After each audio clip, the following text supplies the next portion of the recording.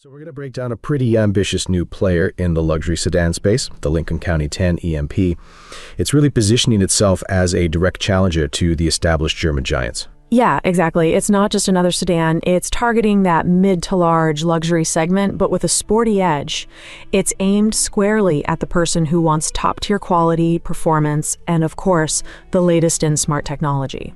Right, and based on the research we've done, the goal seems to be to deliver on all those fronts: a superior driving feel, a really captivating design, and what they're calling advanced intelligence. So let's unpack how they're trying to achieve that. Okay, so where do we see that ambition first? I guess, as always, it starts with the exterior design. They're talking about this THENEXTDAY design philosophy. Yeah, it's about blending technology, fashion, and a premium feel. Visually, this translates into some pretty striking features. You immediately notice those smart LED daytime running lights, which have become a very recognizable Lincoln County signature. And the headlights themselves are described as ultra-thin. You combine that with what they call dynamic proportions, sporty elements like a dual-tone black roof and those big 21-inch wind vane wheels. It creates a very distinct look. Exactly. And those wheels aren't just for show, they're functional, designed to be aerodynamic. It all contributes to this athletic but still very sophisticated silhouette. But the paint options are what really caught my eye. They have names like Dynamic Flow Gold, Cloudy Sky Beige, and Dawn Purple. Okay, that Dynamic Flow Gold sounds interesting. What's the story there? Well, it apparently shifts color. It can look like a deep green or brilliant gold depending on how the light hits it. It's a complex 8-layer paint process using special crystal and pearl materials. Even the Dawn Purple has a subtle red and pearl shimmer to it. It's all about making the car look dynamic and alive from every angle. So the exterior definitely makes a statement, but moving inside, that's often where luxury cars really have to impress. How does the cabin stack up? It seems to be a major focus. We're talking about a huge amount of soft touch materials covering the interior 18 square meters of it, apparently. That includes Napa genuine leather on the seats and these velvet feel door panels. 18 square meters is a lot, and you get choices for the interior themes, right? 4 different schemes, yeah.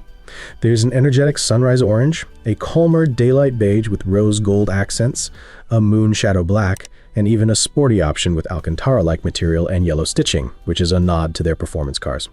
And I saw something about AI ambient lighting that syncs with music. That sounds pretty immersive. It does. It uses 74 individual light beads to create that effect. And there are other unique features too.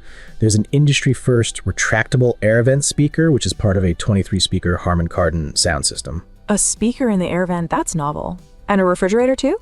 Yep, a 5.7-liter car refrigerator that can either heat or cool, pretty handy for long trips. And the seats themselves are what they call the CloudSense Zero Pressure seats, with ventilation, heating, and massage functions.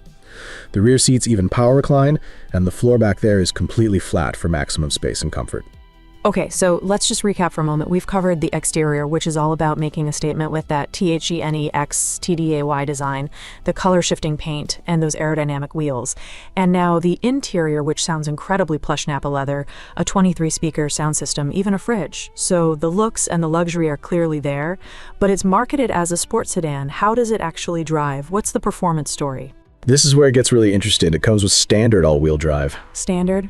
That's usually a pricey option on its German rivals. That's a big deal for handling and confidence, especially in less than perfect conditions. It's a huge advantage. And the powertrain itself is a robust hybrid system. We're looking at a combined maximum power of 390 kilowatts, which is over 520 horsepower and 755 newton meters of torque. Whoa, so it's quick then? Very. 0 to 100 kilometers per hour in just 5.1 seconds. And they say the electric motor, the P4 motor, kicks in extremely fast in just 0.01 seconds when you need that instant boost. Okay, impressive power, but the flip side of that is usually fuel efficiency. How does it balance that? That's another key point. The new 1.5-liter turbo engine they're using boasts an industry-leading thermal efficiency of 47.26%. Wait, can you say that again? Nearly 50% thermal efficiency from an internal combustion engine? That's pushing the theoretical limits. It really is. And that efficiency contributes to a very low fuel consumption figure for a car this powerful, just 4.2 liters per 100 kilometers on the combined cycle. Then you have the battery side of things, what they call the gold brick battery. Catchy name. What are the specs on that? It has a capacity of 38.2 kilowatt hours, which gives it a pure electric range of 240 kilometers. That covered a lot of daily driving needs for most people. Plus, it supports ultra-fast charging, going from 30% to 80% in just over 14 minutes. That's quick, so it seems to cover all the bases on the powertrain front: power, efficiency, and a usable electric range. Definitely. And finally, there's the smart technology aspect. This is another area where it seems to be pushing things forward. It comes with standard LiDAR. LiDAR as standard, not just cameras and radar? For the listener, LiDAR uses lasers to build a highly detailed 3D map of the surroundings.